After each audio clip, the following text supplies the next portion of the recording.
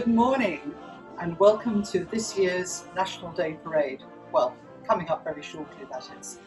I'm delighted to be sitting here in the very iconic Singapore Cricket Club with its fantastic views out over onto the Padang, which is the heart and soul of our National Day parades. We're talking a little bit about that later on. But first, let me introduce my colleagues. First of all, Frederick here, originally from Germany, but has been living in Singapore for many years and married to a Singaporean. He led tours about National Day the last couple of years for us, so he's very knowledgeable about its history, its traditions, and so on. And Joe, true blue Singaporean, so much so that he was in the armed forces here for many years, and in fact was part of the Honour Guard here back in 1968. He's going to tell us a little bit more about his memories from those times later on. So, as I think we all know, Singapore left the Federation of Malaysia back in 1965, August the 9th, which is why we celebrate National Day that day. The very first parade was held here the following year, 1966. And Frederick's going to tell us a little bit about that year, how things have developed. They've developed quite a lot, right, Frederick, over the years until today. Of course, this year is going to be a very strange year. We'll talk about that a little bit later on as well, because of COVID-19. So I guess we're sort of almost going back to our roots this year. But essentially, it started quite humbly, and it developed into quite an extravaganza. Frederick, tell us a bit more about it. All right, okay. Thank you, Jane. So the National Day parades were born out of a crisis and a new opportunity of creating a new nation. And as the nation was progressing, so the entire pageantry, the displays, the entire features of the National Day parade were changing over the years. So at the beginning, it was a very simple affair out here at the Padang. And from 1976 onwards, there was another venue where the National Day Parade could be held, so the National Stadium at Padang. Okay, so this year, 2020, we will be going back to a more decentralized mode. So in a sense, going back to some extent to the 70s, where parades were extending into the heartlands. But this year, with new technologies, communication technologies, actually, the National Day Parade will be extending into the living rooms of Singaporeans on their mobile phones, and it will be a very innovative National Day Parade 2020. So technology is always highly defining of how the National Day Parade will be carried out, and also the venues. So when they opened up the National Stadium at Padang, suddenly there was a new way, for instance, of communicating with the audience. So people would be waving their flags in unison. So in that sense, the audience became one, which wasn't possible to the same extent at the Padang or on the parades into the heartlands. I think I'm right in saying that up until this year, the parade has been held at the Padang every 5 years, when the year ended in a 5 or a 0, with the exception of last year, 2019, because it was bicentennial year, right? So if there's something special, there's a special occasion to commemorate, then it comes back to the Padang. But this year, I guess it would have been at the Padang, had it not a proper one, had it not been for COVID. But this year it'll be a much reduced version, as you've said. Yeah. Okay. So let's go back in time a little bit here. Joe, can't believe that you were involved in 1968. You must have been a very young man back then. So tell us a little bit about how you got involved and what you did. Okay, there was something unique in the 1968 parade, in that I think for the first time it rained throughout the parade, and there has never been another National Day where it rained during the parade. And the other unique thing about 1968 was I was an officer cadet, South Team, and the Guard of Honor, 96 of us formed the Guard of Honor. And well, to be selected to be a member of the Guard of Honor, I think it was a real honor, because there were 200 over of us, officer cadets. And well, they choose the tallest. So you had an advantage there. Yeah. The straightest, those bow-legged, the short ones, they were all eliminated. But it was really a lot of hard work because, from the April to National Day, which is about 3-4 months, there was a lot of hard work on the square. How many rehearsals did you have? Well, about, on average, about 3 times a week or so. 3 times a week? Yeah. Wow, over 4 months. So that was a lot of rehearsals. 3 months, 4 months. Yeah. And, there's a lot of simulas. You know what's simulas? No, tell us. When you don't do your drill properly, the RSM, the Regimental Sergeant Major, the drill sergeant, will ask you to run back to the forming up place and come back again. Oh, wow. March in to the parade square. Right. So there were a lot of simulas. Yeah. And then on the day itself, we had to get up. In fact, the night before, we had to get our uniform. We were in number 1 dress, the white jacket with blue pants. We had to polish our boots till it shines.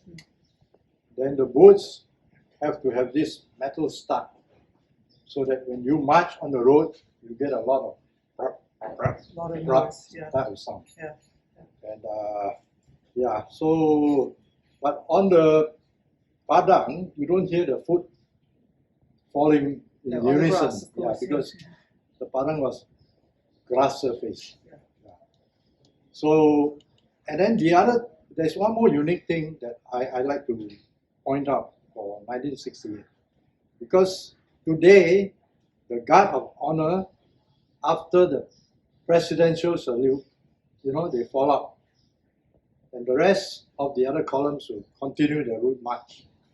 But for us, we let the Guard of Honor led the parade until Queenstown, which was, I think, about 10 to 12 kilometer route march. Pretty long. Yeah. And it rained throughout? And it rained throughout, yes. Right. Originally, when we were formed out, at about 9 o'clock, the sky was already overcast. Then, when we were all, ready, the rain came. Wow. And when you are formed out, there is no postponement. Yeah, the parade cannot be postponed. It has to go on. Yeah, absolutely. Yeah. So, we did everything in the rain. So over the years, I think it's true to say that the National Day Parade has moved from a more military perspective to something very participative that as many Singaporeans as possible can get involved in. So from just a few people marching, don't want to denigrate what you did, but it was relatively small, to nowadays, apart from this year, of course, thousands of people performing out on the Padang or wherever the venue is that year, doing all kinds of interesting, extraordinary things. And then I think over the years, lots of other bits have been added in, right, Frederick? Can you tell us a bit about that? Yeah, so over the years, so the National Day Parade has grown by adding new modules, and also to some extent by changing the performative aspects of it. So when Joe participated, it was partially military, but then later you had military columns. Then there was the Singapore Air Force with the fly past. The national flag was flown by using a helicopter. And then also the Red Lions, the Red Lions, so also parachutists were coming down at the Padang. So lots of new elements were introduced. And another key change in the 1980s was that National Day songs were commissioned. And that's a tradition which has been continued into the 90s, 2000s, and this year, especially commissioned National Day songs. Sometimes they bring back the most popular songs in a slightly different version. And another key thing, so 1986 in the stadium, so they realized the audience can actually become participants of the National Day Parade. So suddenly there was far more interaction. And 1986, they also introduced the first really big fireworks at the National Day Parade. And they could also do it because the National Day Parade could be held in the evening hours, whereas Joe had to march very early on. Yes. So the venue is really quite crucial in terms of allowing different things happening. That's interesting, the evening, yeah, because obviously it's much more a spectacle at night with, as you say, the fireworks. And I mean, I always think it's very dramatic when they bring across the flag with the helicopters, which is usually around dusk, isn't it? And there's something very tremendously dramatic about that. It's wonderful. They get very patriotic at that point, I think. So, Joe, what's your take on the National Day Parade these days? You've seen a lot of National Day, in fact, you've seen all of them probably, haven't you? Yeah, maybe not as spectators, but I watch the parade on TV. Yeah. It's more comfortable, I think. Yeah. Because to be physically present during the parade, you have to be there very, very early, under the hot sun. I mean, if it is held in Padang or even at the float, you have to be under the elements. Yeah, it's a long day, isn't Yeah. it? Mm-hmm. So I have seen a lot of progression from 1966 to the present day. And well, the parade progressed with Singapore's own progression from third world to first world. Yep. And well, as the Singapore Armed Forces get more sophisticated, we introduced flypast. We had state flag underslung on the Super Pumas. Now is the CH-47. Chinook, I think. Yeah. Chinook helicopters. Yeah. And also, I think Frederick did not mention it, but even the Navy was roped in. Oh yes, they come ashore, don't they? Yeah, And they have the guns. They have to what do you call it? A drive pass or sail pass. Yes. Yeah. So all the armed forces are involved, right? Yeah, everyone. But it's not just the armed forces. I mean, the community clubs are involved. The people practice for months and months to pull together these extraordinary performances. Even the trade unions. The trade unions were involved. The PAP has always been contributing one contingent. Who else? Some National Cadet Corps already started very early. I think in 1969 they had the National Cadet Corps. I'm not quite sure whether during my time they had it, but definitely there was a centralized band, the SAF band combined with the police band. Yeah. So it's an essential part of the parade, because without a band, the parade cannot go on. But music helps a lot, Yeah. and you mentioned the songs, and as you said, some of these songs, the ones written by Dick Lee and so forth, have become iconic, and I think all Singaporeans know them and sing along to them, right? On the day, which is wonderful. Home, Home is the latest. Yeah. But this year we'll have a new one. I know that Nathan Hartono is going to be the singer this year, isn't he? And so I'm not quite sure what his song is going to be about, but no doubt it'll be something patriotic about Singapore. So, although I'm not a true blue Singaporean like you, Joe, I came to live here in the early 60s, actually, strictly speaking, over the border in what was then Malaya. And I feel tremendous pride as well when I see how this country has developed. And I guess, this is a showcase, isn't it, really? 63. Yeah. Here it should be Malaysia. February 63. February 6, but it was Malaya still. It didn't become Malaysia until September. So there you go. We're going to be very picky about these things. How long have you been here in Singapore, Frederick? Since 2004. Okay, so you've been here 16 years, and that's before married to a Singaporean. So, and how do you feel about it? Do you also feel a sense of pride when you see the National Day Parade? Okay, so unlike the two of you, I'm a bit further on the outside, so I'm kind of in between. So I usually watch it on TV. But for instance, our son, he went to one of the rehearsals of National Day Parade with his school. So that's also how we got, for instance, this National Day Parade bag. which usually would include the fun tag. The slogan is there: "We are Singapore."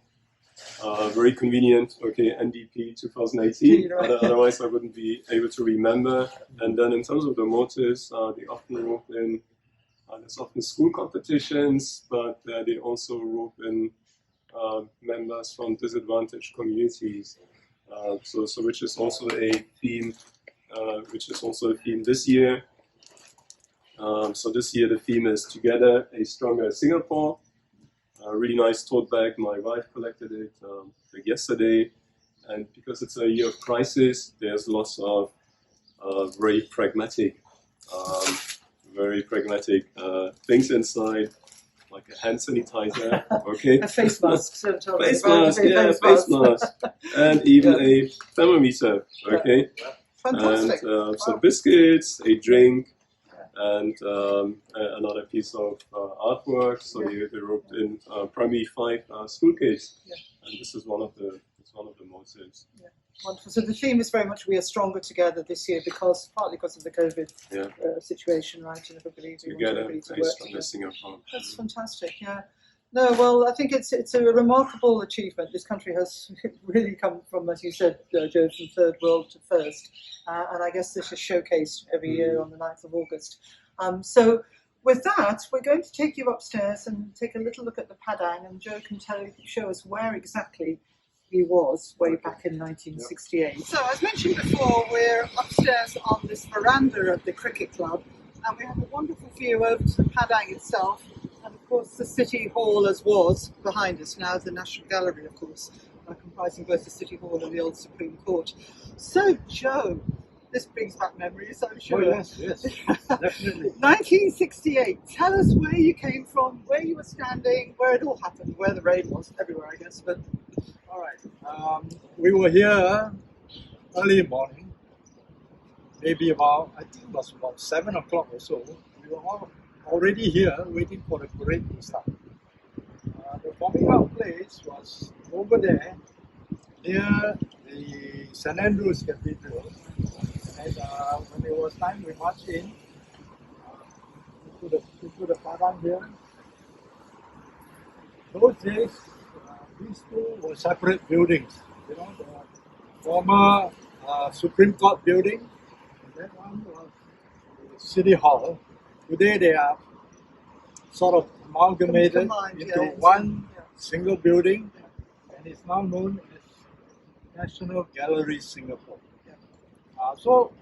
But the focus was really, if you look over that way, you see a flight of steps there. That was the spectator area, and those days you don't get 60,000 spectators. You probably get a few hundred, with Mr. Lee Kuan Yew sitting there, and then of course the main parade, we're all facing the steps, and so during the form out, the highlight was of course the presidential inspection. The president would inspect. The first one he goes through would be the guard of honor. He will come down, he will walk around, and maybe he have 1 or 2 words with some of us parade participants. And after that, he will mount his Land Rover and he goes round to the rest of the other contingents. So after the presidential march past, right in front there, of course, after inspection, he goes up there. He will stand on the pedestal, and then we will all march past. And we will salute, give him a presidential salute, and then we will march over to. If I remember correctly, we went through Chinatown, and then the Havelock Road area where the main population centers were, until we hit Queenstown, which was the dispersal area. Yeah. So how long were you here for down in the Padang? About 1 hour or so. Yeah. So warming up, waiting. Yeah. plus the inspection, plus a march past. And then several hours walking Yeah, to then Queenstown. about 2 hours, 3 hours or so of marching. Yeah, wow. And can you imagine all that in the rain, in the pouring rain the yeah. entire day? And you get a lot of spectators. Yeah. Actually, I think they were all very enthusiastic because it was something that they have never seen before. Yeah. So all the residents would come out and they will all look at us and cheer us on. Yeah. That's good to hear, isn't it? Yeah. Even the rain didn't dampen their enthusiasm. Rain also basically. didn't dampen that spirit. Yeah, it's wonderful. So you look at all this and think today it's so beautifully green out here. Actually, there's been no change except for this building. Yeah. Otherwise, everything here remains the same. If you don't look behind you, just look in front. Nothing has changed. There you go. So this is such a wonderfully historic part of Singapore, and as I said before, we're here at the Cricket Club, which in itself is part of Singapore's history. And in fact, this next newsletter from the Cricket Club, called the Padang, has a feature about National Day. So we're going to take some photographs from here and put them onto our broadcast for you so you can see them. So a lot of history. Usually this place is heaving, packed for National Day every year. But not this year. This year is going to be very quiet. Nothing happening at the Cricket Club this 9th of August, sadly.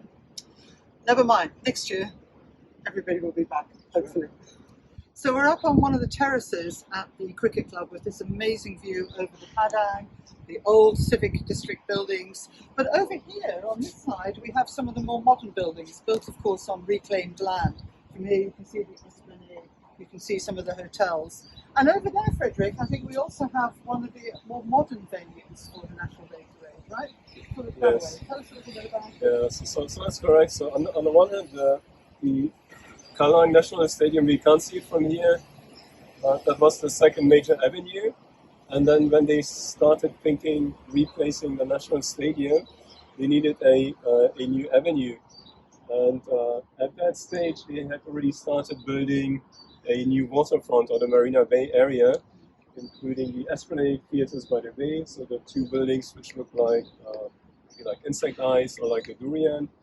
And then next to Esplanade Theatres by the Bay, they would be building the floating platform,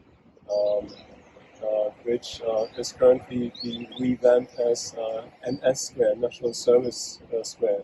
So that provided a new avenue also to have more water elements. And then from 2010 onwards, you also had the Marina Bay Sands, providing another very, very interesting backdrop to National Day parades, with the helicopter flying past with the Singapore flag, the Air Force flying in, and also the parachutists coming down. So essentially, the entire landscape, so that what Joe told us about. So these are the older buildings going back to the 30s. And then suddenly you have this new development from the 2000s onwards, and that really changed the character of National Days as well, in terms of pageantry, in terms of what you could showcase. Yeah. And this Marina Bay area is really beautiful, and really it's quite iconic these days. I think a lot of people coming in from overseas will associate Singapore, or rather associate this building, Marina Bay Sands, MBS. Can you show it in your... a little bit? Marina Bay Sands, for those of you who are coming in, I think most people around the world know about it. It's an extraordinary building and has become, as I say, really the icon of Singapore these days. So, yeah, that whole Marina Bay area there is beautiful, isn't it? We love the architecture around there. There's a lot of modern architecture, waters and so forth. So, yeah, so it's moved from being, as we said before, a simple, basically military parade down here to being something which is an amazing spectacle, which actually showcases Singapore. The best of Singapore, the centre of Singapore, as well as the achievements of the country. So, yeah, this is a great place to see it all from. Mm. Yeah, fantastic. So, one of the purposes of National Day is to inculcate this feeling of loyalty and pride and so forth that we've spoken about before. And I think it's true to say that over the years, some of the entertainment, if you like, has morphed from being individual ethnic performances, such as Indian and Chinese and so forth, into something more Singaporean, should we say, that combines all of those elements. Tell us a bit more about that, Joe. Sorry, Frederick. I keep calling you Joe today. No, apologies. Tell us a bit more about that, Frederick, if you would. Yes.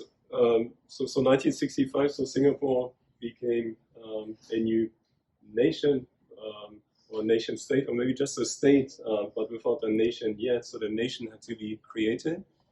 And at the beginning, so the displays were very ethnic, or in Singapore we would say racial. So there might be a Chinese group with Chinese displays of maybe martial arts. There might be a Malay group, might be Indian groups, Eurasian, and then so over the years, so all these different racial ingredients, so they were kind of integrated into one big performance, into one big show, where different aspects of the national identity are shown, where the different ethnic or racial groups of Singapore feel welcome, feel part of the bigger whole.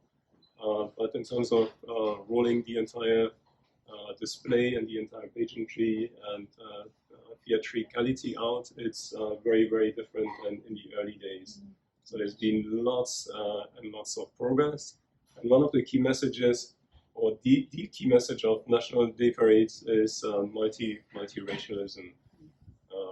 Then, according to academics Liddy Kong, who's now the president of Singapore Management University, and Brenda Yo, other key elements are youthfulness. Singapore is a young nation, so that's why we have the rising moon, and then ideology of pragmatism, and then also an emphasis on education and training. Yeah, it's amazing. So a lot of nation building aspects to this as well. Yeah. Incidentally, that reminds me to ask you, Joe, how many national anthems did you sing during your time? Well, I was born during the Japanese occupation, and I like to think that because I came into this world, the Japanese surrendered. Ah, there we go. You were the Yeah. So if I had been able to talk those days during that time, I'll probably be singing the Japanese anthem. Yes, true. Your parents no doubt were. Yeah. Too, yeah. But then when I went to school, we were singing God Save the Queen. 1952, Queen Elizabeth Yes. came on the throne. And before that, God Save the King, of course. Save the King, yeah. But then I was not in school. Okay. You're not that old. Okay, fair enough. Yeah. So then when Singapore became part of Malaysia, it was Negaraku, our country. Yeah. Then 1965, we had Majulah Singapore to this day. Amazing, So isn't it? it's three national anthems. Yeah, 3 national anthems, and for somebody just a generation before you, would have been like 5 different national anthems. Yeah, a lot of change. There's been a lot of change over the years. Amazing. So the organisation for these NDPs is extraordinary. I mean, it goes on for probably years in terms of preparation. But certainly I remember last year, because it was here on the Padang, from April onwards, they started to build the infrastructure, the stage, they started to build the seating and so forth. It was quite incredible. So like 4 months in advance it started, and this whole Padang was basically covered over to protect the grass and the like. And of course last year we had the F1 just after it, so it was like from one amazing event through to another amazing event in a very short period of time. But it, months and months of preparation in lots of different parts of Singapore, no doubt. Just to interject, I brought some Swiss tourists here, to the civic district. Yeah. And they were putting up a spectator stand. It was a huge stand. Yeah. And they were asking me, what's happening here? Yes. I say, oh, we are getting ready for National Day. And they asked me, when is National Day? I say, in August. And now you start already? Yes, nothing is left to chance. It takes, and there's huge numbers of rehearsals. Just like Joe said earlier on, he had to rehearse here from April onwards. Yeah. Back in the day, same thing. From April onwards, there are rehearsals going on here, down here all the time. So it's an enormous occasion. It's something to be really proud of, and something that we're looking forward to. Even this year, when it's sort of virtual, it'll be really important. And I guess that whole theme of Singapore United will come through. And hopefully next year we'll be back in person somewhere at National Stadium or whatever for a true blue National Day. Thank you so much, Frederick. Thank you so much, Joe. Good day. And to my cameraman, my son, for filming all this, and a huge thank you to the Singapore Cricket Club for allowing us to film here this morning. We're truly honoured to be in this lovely historic building. Majulah Singapura. Majulah Singapore. Singapore.